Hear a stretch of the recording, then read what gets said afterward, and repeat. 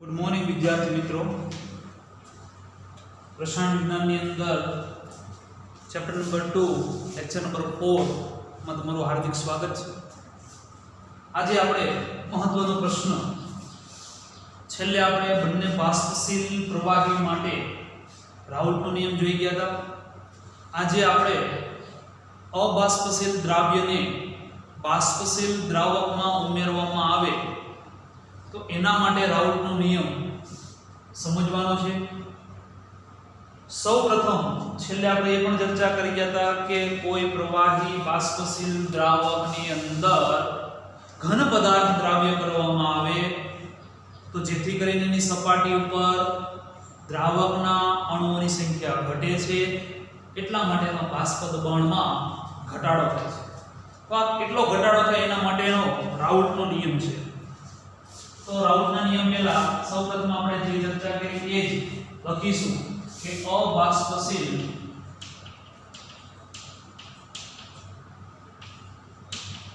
દ્રાવ્યને બાષ્પશીલ દ્રાવકમાં ઓગાળતા બનતા દ્રાવણની सपाटी पर द्रावकना घटक कणों संख्या घटे छे जेथी द्रावणनुं बाष्प दबाण घटे छे। तो आज बाष्प दबाण घटे छे एना माटे ज आपणे राउल्टनो नियम समजવાનો છે। જેથી રાઉલ્ટનો નિયમ આ પ્રમાણે લખી શકીએ। રાઉલ્ટનો નિયમ એનો એ સેન્ટેન્સ ફરીથી અબાષ્પશીલ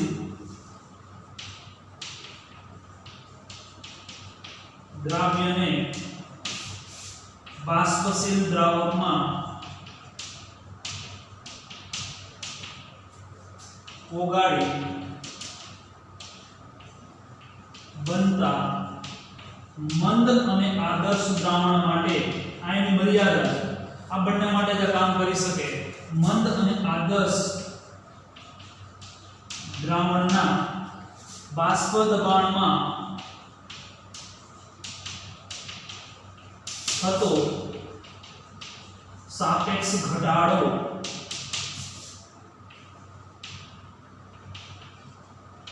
द्राव्यना मोल अंश जेटलो होय छे। अने आ राउल्टनो नियम આપણે સાબિત પણ કરવાનો છે। એટલે આપણે દાખલા તરીકે ધારો કે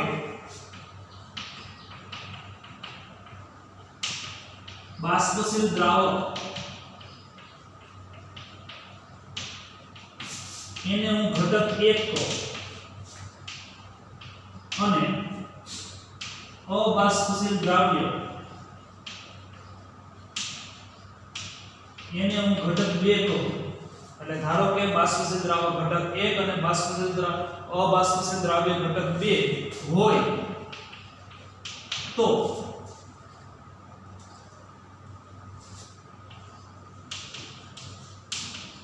દ્રાવણનું બાષ્પ દબાણ આપણે જાણીએ છીએ કે આપણને ભેગા કરીએ ત્યારે અબાષ્પશીલ દ્રાવ્ય પદાર્થ છે એટલે દ્રાવણનું બાષ્પ દબાણ એ દ્રાવ્યને કારણે નહીં પરંતુ દ્રાવકને કારણે હશે। એટલે દ્રાવણનું બાષ્પ દબાણ P1 ચલે છે કોની ઉપર આધાર રાખશે તો માત્ર ને માત્ર x1 ઉપર આધાર રાખશે। એટલે અહીં લખી શકાય કે P1 P10 x1 જ્યાં P1 બરાબર તો ઘટક 1 નું બાષ્પ દબાણ P10 શુદ્ધ ઘટક 1 નું બાષ્પ દબાણ અને x1 એટલે ઘટક 1 અંશમાં લખી શકીએ દ્રાવક ના મોલ અંશ આ તો માત્ર દ્રાવણનું બાષ્પ દબાણ થયું. આપણે મેળવવાનું છે બાષ્પ દબાણમાં થતો ઘટાડો નહીં પરંતુ સાપેક્ષ ઘટાડો. તો સૌપ્રથમ બાષ્પ દબાણમાં બાષ્પ દબાણ મેળવો. હવે બાષ્પ દબાણમાં સાપેક્ષ ઘટાડો. તો સાપેક્ષ ઘટાડો પહેલા આપણે ઘટાડો મેળવીએ પછી આપણે સાપેક્ષની વાત કરીએ. તો બાષ્પ દબાણમાં થતો ઘટાડો is equal to delta P1. Delta P1 એટલે શું? તો કે શુદ્ધ ઘટક એનું બાષ્પ દબાણ વધારે હતું એમાંથી બનતા દ્રાવણનું બાષ્પ દબાણ ઘટ્યું એટલે delta P1 is equal to વધારેમાંથી ઓછાને બાદ કરીએ એટલે મૂળ શુદ્ધ ઘટકનું બાષ્પ દબાણ એમાંથી દ્રાવણનું બાષ્પ દબાણને બાદ કરીએ. આને આપણે સમીકરણ નંબર 1 આપીએ તો સમીકરણ 1 પરથી અથવા સમીકરણ 1 ની કિંમત મૂકતા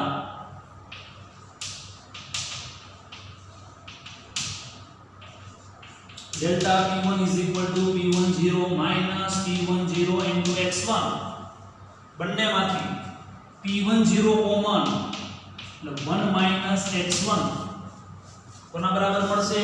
તો કે delta P1 બરાબર આપણે આ પણ જાણીએ છીએ કે દ્વિઅંગી દ્રાવણ માટે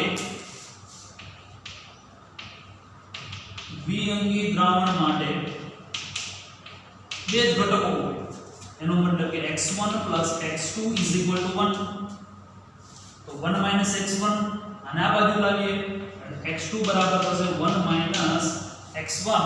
આ જ કિંમત અહીંયા મૂકીએ એટલે delta P2 delta P1 P10 x2. એટલે આ થયું delta P1 P10 x2. x2 એટલે શું છે? તો કે ઘટક 2 એટલે કે દ્રાવ્યના મોલ અંશ. આ બાજુનું ડાબી બાજુનું પદ શું દર્શાવે છે? તો ડાબી બાજુનું પદ જે દર્શાવે છે એ છે બાષ્પ દબાણમાં ખાલી ઘટાડો નહીં ડેલ્ટા P1 ની ઘટાડો દર્શાવે પણ P10 ની સાપેક્ષે એટલે સાપેક્ષ ઘટાડો. જમણી બાજુનું પદ છે શું દર્શાવે છે?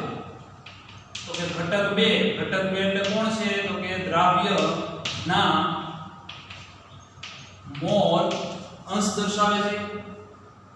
x2 તો કે x2 અને ડેલ્ટા P1 ને આ સ્વરૂપમાં લખીએ તો P10 P1 upon P10 x2 બરાબર તો n2 upon n1 plus n2.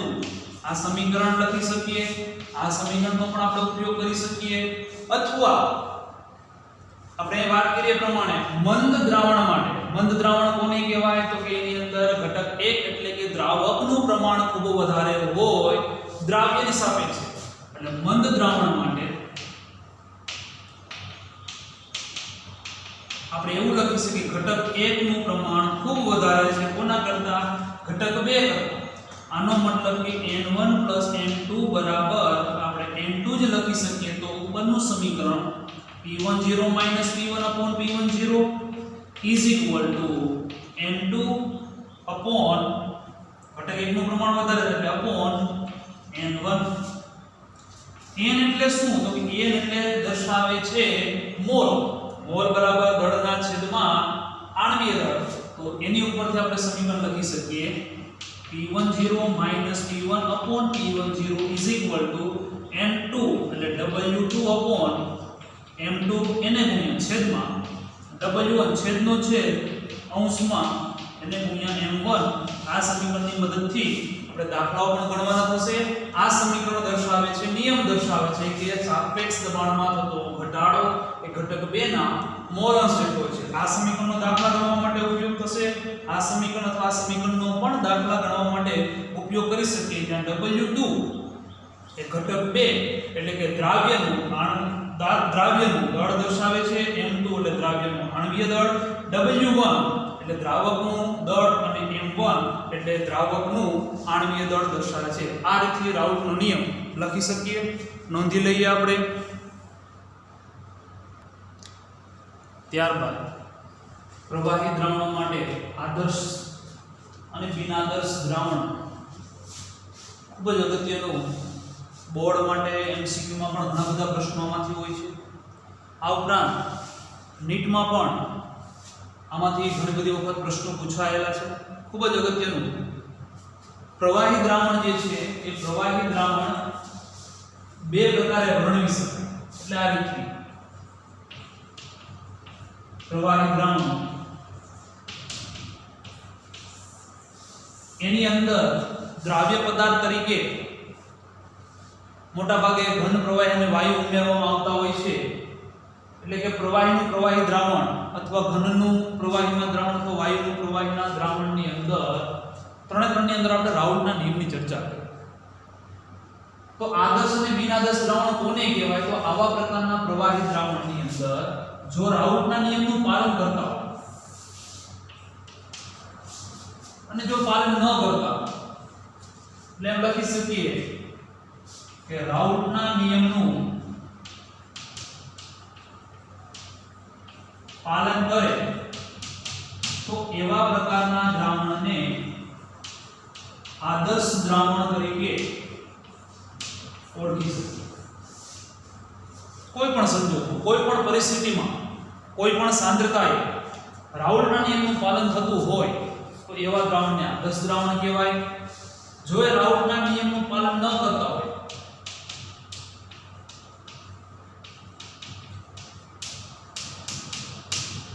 તો આવા પ્રકારના દ્રાવણને બિન આદર્શ દ્રાવણ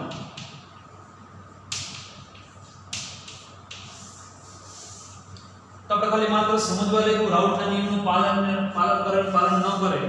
હકીકતમાં કોઈ પણ પરિસ્થિતિ એટલે કોઈ પણ તાપમાને કોઈ પણ સાંદ્રતાએ રાઉલ્ટના નિયમનું પાલન કરતા હોય તો એવા પ્રકારના પ્રવાહી દ્રાવણોને આદર્શ દ્રાવણ અને જો પાલન ન કરતા હોય તો એને આપણે બિન આદર્શ દ્રાવણ તરીકે ઓળખી શકીએ. આ આપણે પહેલો પોઈન્ટ લખી શકીએ આદર્શ અને બિન આદર્શ દ્રાવણ માટે કે રાઉલ્ટના નિયમનું પાલન કરે.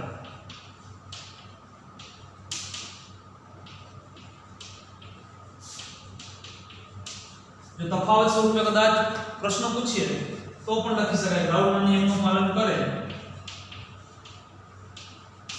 રાઉલ્ટના નિયમનું પાલન કરતા નથી. બીજું મહત્વની વસ્તુ કે દ્રાવ્ય અને દ્રાવકને બંનેને ભેગા કરવામાં. ઉદાહરણ તરીકે સમજીએ તો આ કોઈ પાત્ર જેની અંદર કોઈ દ્રાવક પદાર્થ ભરેલો છે, બીજું એક પાત્ર એની અંદર દ્રાવ્ય પદાર્થ છે અને આ બંને પાત્રોને ભેગા કરી અને દ્રાવણ બનાવવામાં. એટલે કે અહીં દાખલા તરીકે 5 ml દ્રાવક અને 2 ml દ્રાવ્ય પદાર્થ છે. આ 2 ml ને 5 ml માં ઉમેરવામાં આવે એટલે ટોટલ આપણે ખબર છે કેટલું બને તો કે 7 ml. એનો મતલબ કે અહીં કદનો કોઈ તફાવત નથી. એટલે કે જ્યારે બંનેને ભેગા કરવામાં આવે, મિશ્ર કરવામાં આવે એટલે મિક્સ ડેલ્ટા મિક્સ V એટલે કે કદ, એમાં કોઈ પણ પ્રકારનો તફાવત નથી. એટલે કે 0, 5 કરતા વધારે કે 5 કરતા ઓછું નથી, કદનો તફાવત શૂન્ય. Delta V mix is equal to 0. ત્રીજું કે આ દ્રાવ્ય ને જ્યારે દ્રાવકમાં ઉમેરવામાં આવે ત્યારે એ બંને વચ્ચેની રાસાયણિક પ્રક્રિયા ન થતી હોવી જોઈએ.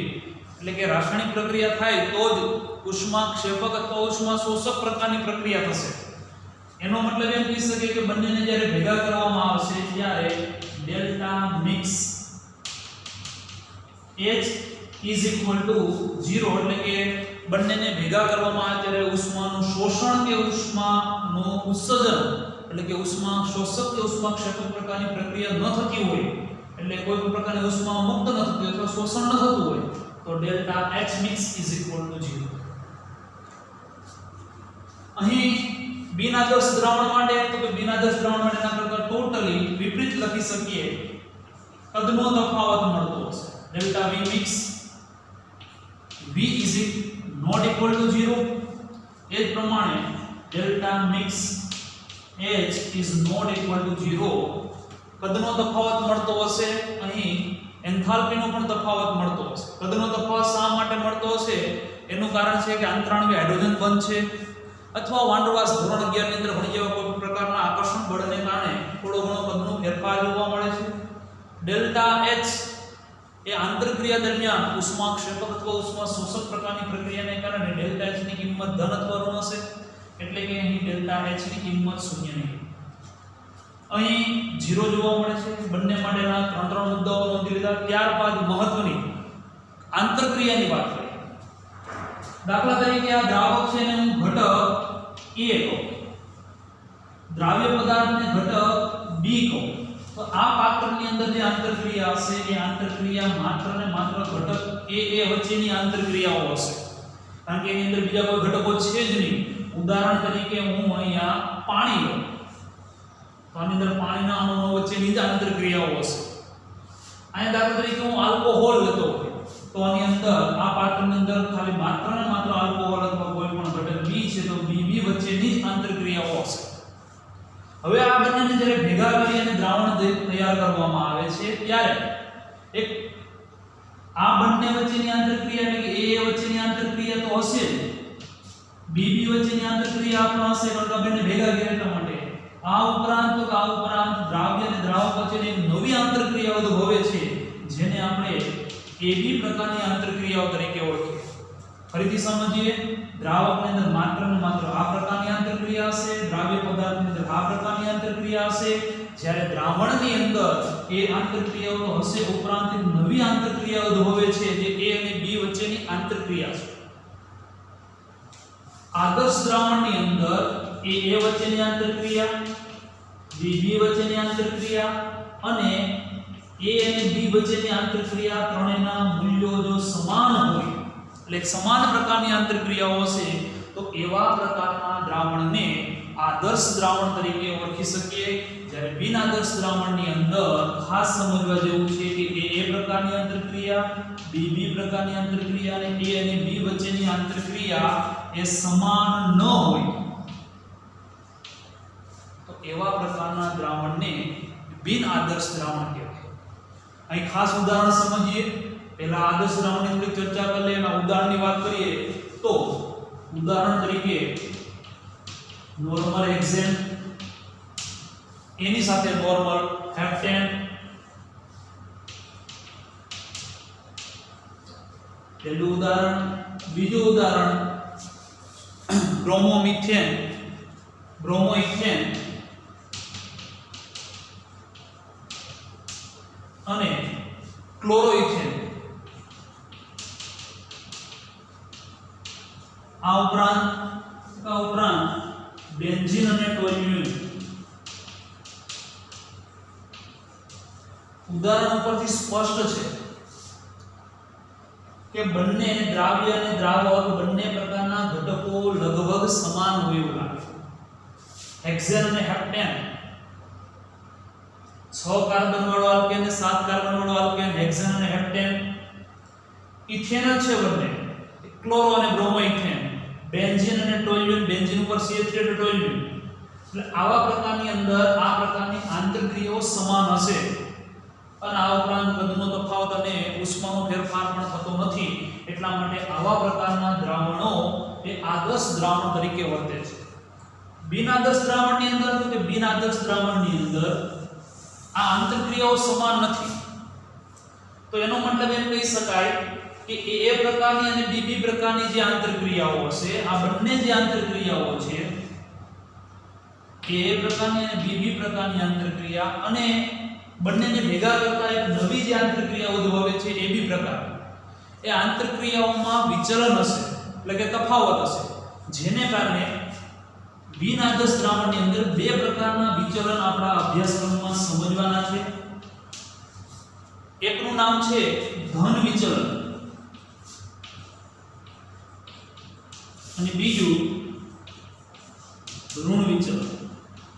તો ફરી પાછો પ્રશ્ન એ થશે કે ધન વિચલન ક્યારે ઉદ્ભવે અને ઋણ વિચલન ક્યારે ઉદ્ભવે?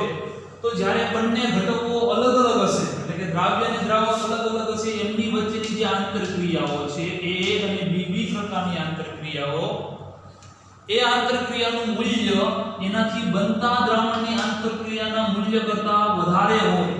ફરીથી કહું છું, A પ્રકારની આંતરક્રિયા અને B પ્રકારની આંતરક્રિયા, એ આંતરક્રિયાનું મૂલ્ય એ નવી ઉત્પન્ન થતી આંતરક્રિયા AB કરતાં વધારે હશે તો એવા પ્રકારના વિચલનને ધન વિચલન તરીકે ઓળખી શકાય.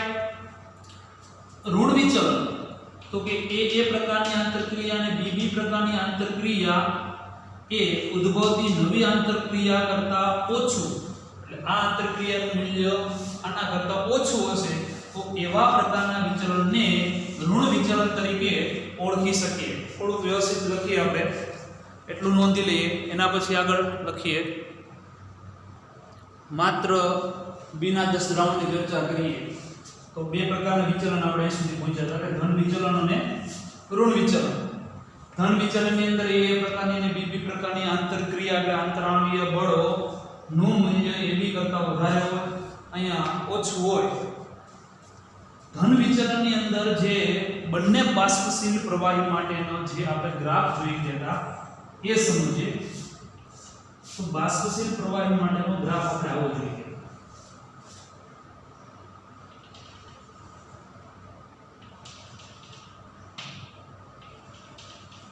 આ જે ગ્રાફ હતો એ હતો P ટોટલ વિરુદ્ધ X2 નો જે ગ્રાફ હતો એ જ ગ્રાફની આપણે ચર્ચા કરી રહ્યા છીએ. આદર્શ દ્રાવણ હોય તો એની અંદર જે ગ્રાફ હશે એ ગ્રાફ આ જે ડોટેડ લાઈન આપણે કરી P કુલ વિરુદ્ધ X2 નો ગ્રાફ આ જ પ્રમાણે હશે. આદર્શ દ્રાવણ હોય પણ બિનઆદર્શ દ્રાવણ હોય તો વિચલન જોવા મળે છે. ધન વિચલન હોય તો આ બધા જ ગ્રાફની અંદર એનું મૂલ્ય ઉપરની તરફ.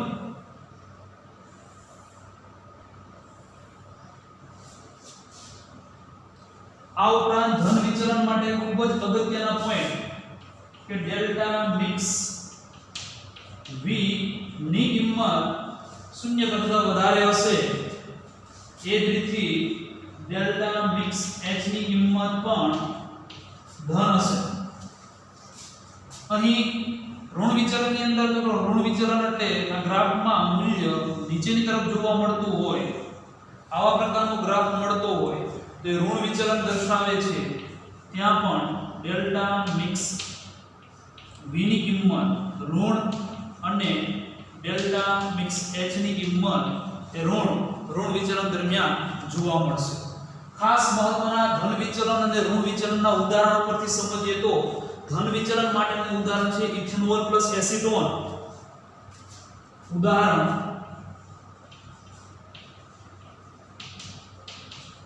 Ethanol plus acetone.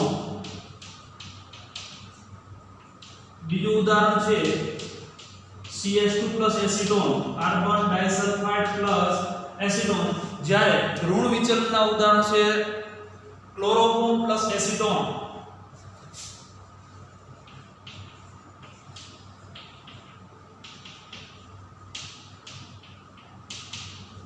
અને બીજું ઉદાહરણ છે ફિનોલ પ્લસ એસીટોન.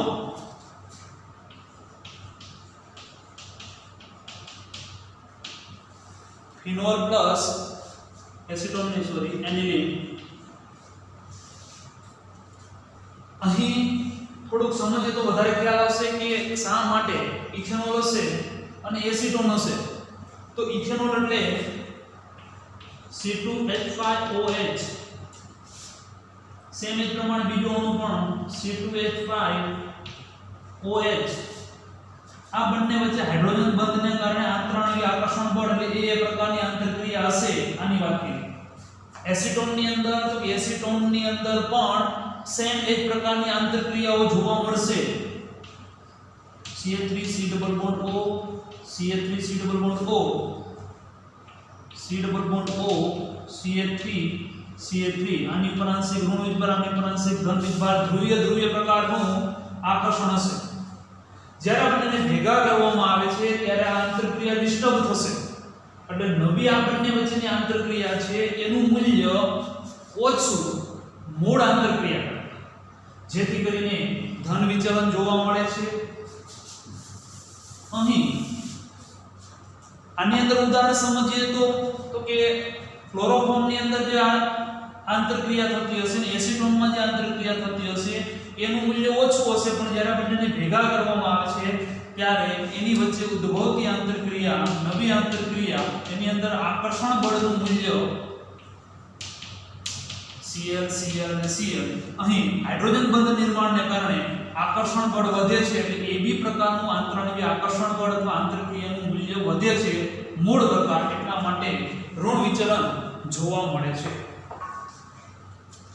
એના પછી ખૂબ જ ઉપયોગી એવું દ્રાવણ જેનું નામ છે એઝિયોટ્રોપ મિશ્રણ। એઝિયોટ્રોપ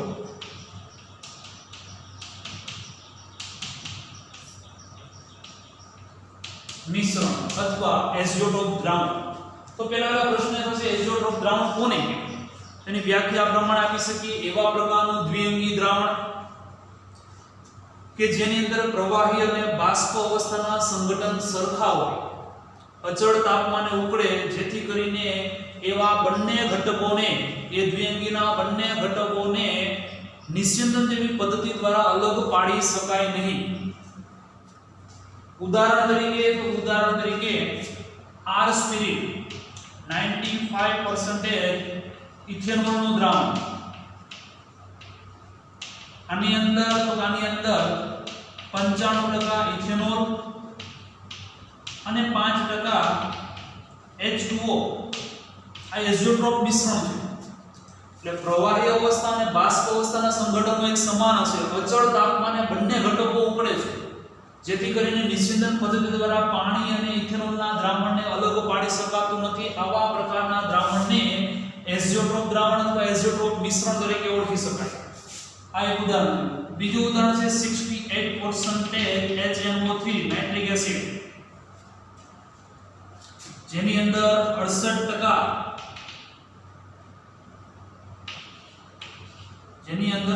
ગ્રામ HNO3 અને 32 ગ્રામ H2O ધરાવે છે।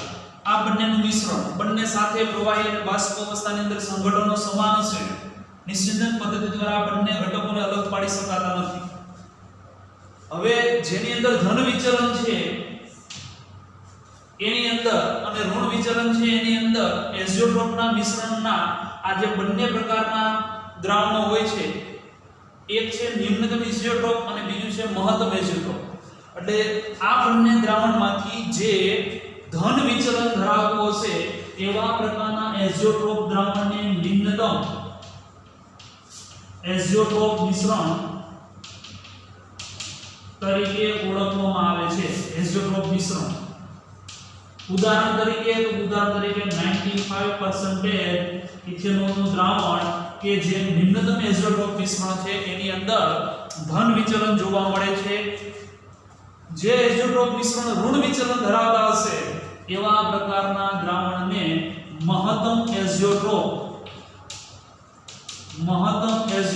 મિશ્રણ અથવા મહત્તમ એઝિયોટ્રોપ દ્રાવણ તરીકે ઓળખવામાં આવે છે। ઉદાહરણ તરીકે 68% HNO3 નું દ્રાવણ કે જે મહત્તમ એઝિયોટ્રોપ ધરાવે છે। આની અંદર ઉદાહરણ કયા પ્રકારનું વિચલન, એની અંદર ડેલ્ટા V ડેલ્ટા H ની કિંમત કેવા પ્રકારની હશે, મહત્તમ અને ન્યૂનતમ એઝિયોટ્રોપ કેવા પ્રકારના દ્રાવણ કોના ઉદાહરણ છે, એવા MCQ વાળા પ્રશ્નો ઘણી બધી વખત પૂછાયેલા છે, તો એને આપણે નોંધી લઈશું। રાઉલ્ટના નિયમ આધારિત એક દાખલો જોઈએ તો કોયડો 2.6 રકમ વાંચીએ ટેક્સ્ટ બુકમાંથી। અમુક તાપમાને શુદ્ધ બેન્ઝીનનું બાષ્પ દબાણ 0.850 બાર છે। એક અબાષ્પશીલ અવિદ્યુત વિભાજ્ય ઘનના 0.5 ગ્રામ વજન પદાર્થને 39 ગ્રામ બેન્ઝીનમાં જેનું મોલર દળ 78 ગ્રામ ઇન્ટુ મોલ ઇન્વર્સ ઉમેરવામાં આવ્યો છે। દ્રાવણનું બાષ્પ દબાણ 0.845 બાર જણાય તો ઘનનું મોલર દળ કેટલું હશે? ડેટા લખીએ તો સૌપ્રથમ શુદ્ધ બેન્ઝીનનું બાષ્પ દબાણ, શુદ્ધ ઘટકનું બાષ્પ દબાણ એટલે P10 બરાબર 0.850 બાર।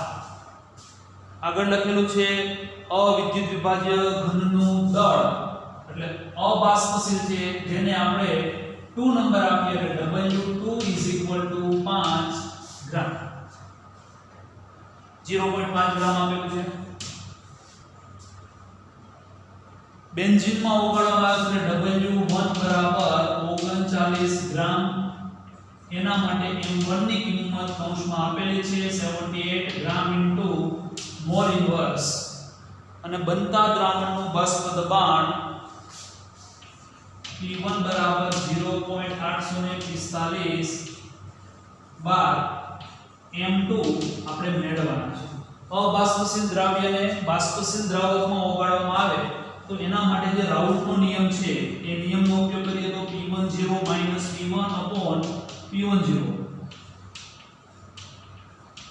રાઉલ્ટનો નિયમ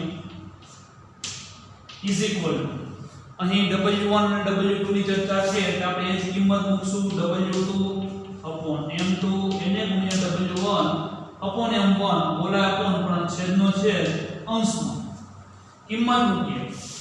P10 ની કિંમત તો કે P10 ની કિંમત 0.850 - 0.845 એના છેદમાં 0.850 બરાબર W2 બરાબર તો કે 0.5 એને ગુણ્યા M1 એટલે 78 એના છેદમાં M2 જે આપણે મેળવવાના છે એને ગુણ્યા W1 એટલે 39.